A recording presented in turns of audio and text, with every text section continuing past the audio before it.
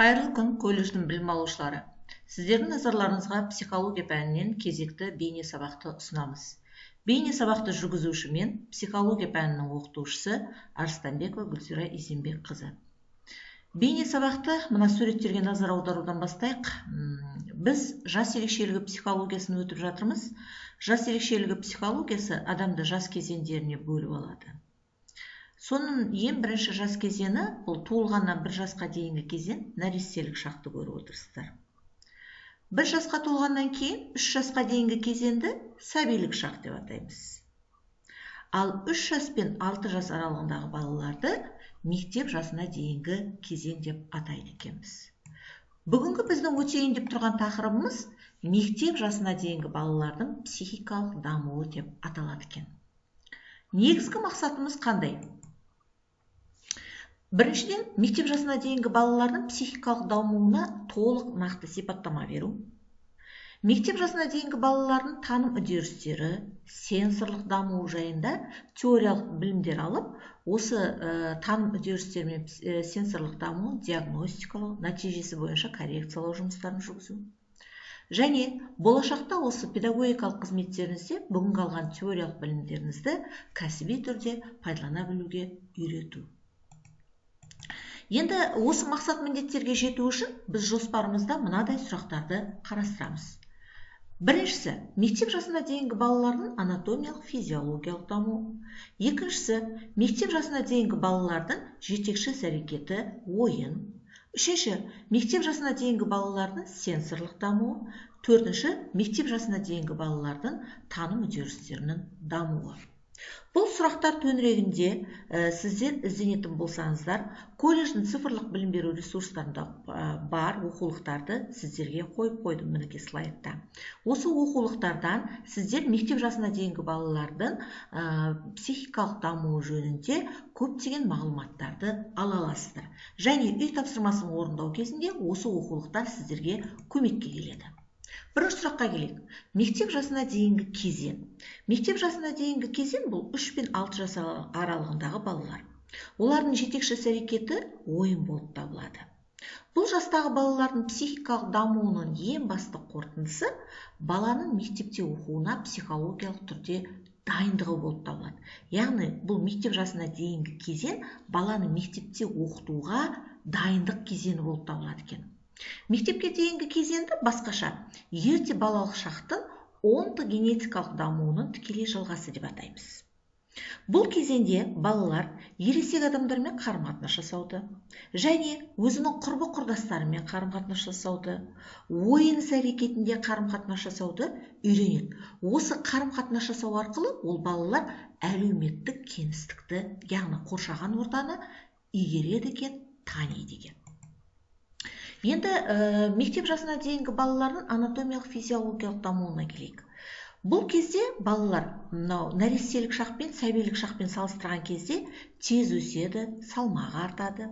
Жоғары жүйке жүйесінің дамуы да жоғарылайды. Бойының өсуінде көптеген өзгерістер байқалады.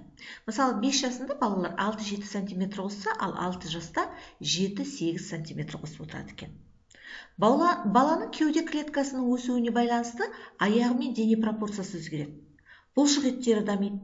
Денесі кішкентай балалармен салыстырған кезде сымбатты бола бастайды. Бұл қимыл қозғалыстарының дамуы әрине олардың бұлшық етінің артуына үлкен әсерін тигізеді екен. Қан айналым жүйесінде де көптеген өзгерістер байқалады. 1 жаспен салыстырғанда мектеп жасына дейінгі балалардың жүрегі 4-5 есе артады екен. Сәбилік кезеңмен салыстырған кезде бұлардың қан тамырларының соғуы жиілейді. 5-6 жаста балаларда жүрегінің соғуы төмендейді, бірақ ересектермен салыстырған кезде жиі болады әрине. Бұл мектеп жасына дейінгі балалар 3 жасқа дейін екінші сигналдық жүйесінің дамуы артады, ол психикалық дамуына әсер етеді. Бұл жастағы балалар біз бағана айтып өттік, құрбы құрдастарымен, ересек адамдармен көп қарым-қатынаста болады дедік қой, әсіресе тілдік қарым-қатынасты меңгереді. Осылардың барлығы балалардың психологиялық ерекшеліктері, яғни ерік сапасы, ойлау процесі, қабылдауы мен қиялы зейінінің дамуына әсер тигізеді екен. Ал нәтижесінде қоршаған ортамен қарым-қатынасы артып, олардың қоршаған ортаны тануы артады екен. Денесінің бұлшық етінің күші артып, ептілігі, икемділігі, қозғалысқа икемділігі байқалады. Қимыл қозғалысы нақтылана бастайды. Мысалы, жүру, жүгіру, секіру, қабырғадан өрмелеу, еңбектеу, шаңғы тебу, шана тебу, велосипед тебуді үйренеді. Және бұл балалар үлкендермен қарым-қатынас жасауына байланысты грамматикалық сөздік қоры молаяды. Олар тәрбиешілердің айтқан тапсырмаларын орындайды, сол тәрбиешілердің айтқан, қойған сұрақтарына жауап бере бастайды. Сөйтіп бұл жаста қарапайым еңбек дағдыларын игере бастайды екен. Екінші сұраққа келейік. Мектеп жасына дейінгі балалардың жетекші іс-әрекеті ойын. Біз бағана айтып өттік, негізгі жетекші іс-әрекеті ойын болып табылады. Бұл жетекші іс-әрекеті ойын деп танылуы, бұл көп уақытын ойынмен өткізеді емес, оған байланысты емес. Ол ойын іс-әрекеті балалардың психикалық дамуында көптеген өзгерістер туғызады. Әсіресе мектепте болатын оқу пәндеріне дайындық ретінде, оның негізі ретінде қалыптаса бастайды. Балалар ойын іс-әрекетінде ересек адамдардың іс-әрекетін қайталайды, ересектердің рөлін алады өздеріне. Сөйтіп, әлеуметтік қарым-қатынасы нақтылана бастайды. Мектепке дейінгі жаста ойынның мынандай түрлері жүзеге асады. Көбінесе көп рөлдік ойындар, сюжеттік ойындар, символикалық ойындар, қимыл қозғалыс ойындары, дидактикалық ойындар. Осы ойын іс-әрекеті арқылы балалар шынайы өзара қарым-қатынасты көрсетеді. Олар бар ғой, өзінің қасындағы құрбыларымен ойнайды да, сөйтіп қарым-қатынас жасауды үйренеді. Және осы ойын іс-әрекетінде балалардың мінез-құлқы, қабілеті дами бастайды.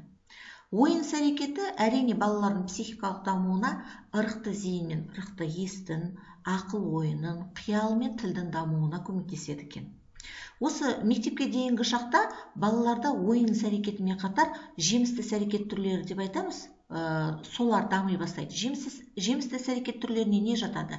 Олар рөлдік сурет салу, рөлдік ойындар, мүсіндеу, аппликация, конструкциялау іс-әрекеттері де жақсы дамиды екен. Енді келесі сұрағымызға келейік. Мектеп жасына дейінгі балалардың сенсорлық дамуы. Сенсорлық даму деп отырғанымыз, сенсорлық тәрбие деп отырғанымыз, бұл түйсікпен қабылдаудың дұрыс бағытта дамуы.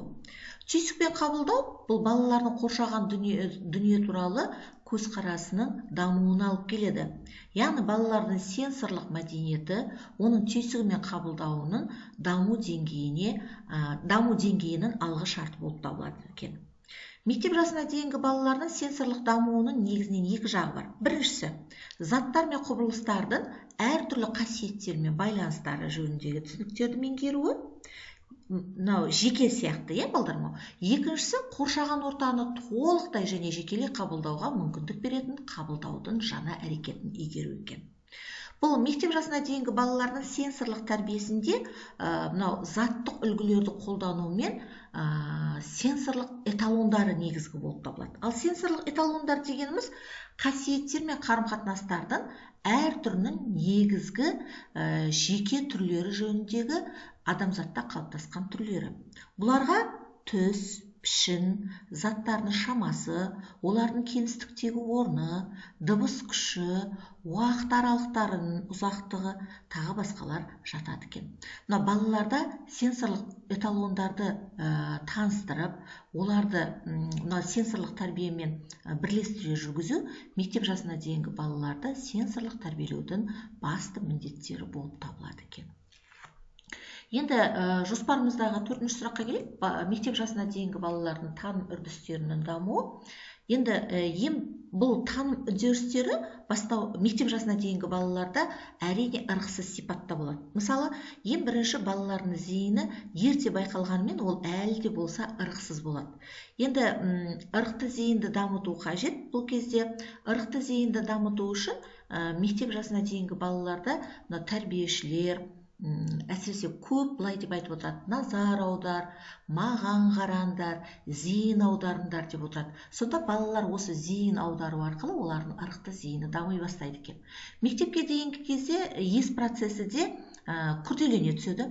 3-4 жастан бастап балалар айналасындағы қоршаған ортасындағы заттарды тануы, қарапайым еңбек іс-әрекеттерімен шұғылдана бастауы оларда есте сақтаудың арнайы тәсілдерін қолдануға үйретеді екен. Сөйтіп балаларда материалдар олардың естерінде ырықсыз есте сақталып отырады.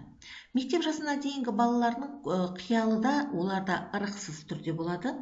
Олар көбінесе мынау біреудің жазғаны мен сызғанына, поэзиялық шығармаларына, ертегі әңгімелерінің сюжетіне сүйенеді.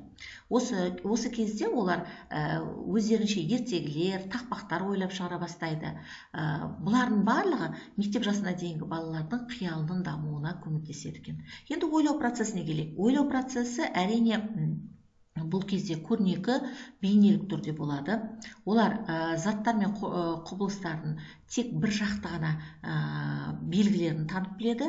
Осылай заттар мен құбылыстардың белгілерін танып білу арқылы оларда көрнекі амалды ойлау дами бастайды екен. Енді мектепке келген кезде балаларда ауызша сөздің барлық түрлері пайда болады, дамиды. Оларда монологтық сөйлеу, әңгіме айту дағдысы қалыптасады.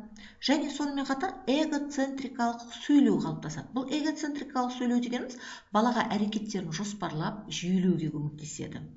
Сонымен қатар бұл мектеп жасына дейінгі балаларда сонымен қатар эмоциялық ерік сферасы да жақсы дамиды. Яғни олардың сезімдері жүйелі, жоспарлы түрде тәрбиелене бастайды. Бұл әрине мектепке дейінгі кезеңде оқу әрекетін ұйымдастыруға байланысты. Сонымен бүгін біз мектеп жасына дейінгі балалардың психикалық дамуымен, олардың анатомиялық физиологиялық дамуы, жетекші іс-әрекеті, жемісті іс-әрекет түрлері, сенсорлық тәрбиесі және таным үдерістерінің дамуы жөнінде мағлұматтар бердік. Енді болашақта сіздер осы алынған мағлұматтарды өздеріңіз кәсіби түрде пайдалана алады деген оймен бейне лекцияны аяқтаймын.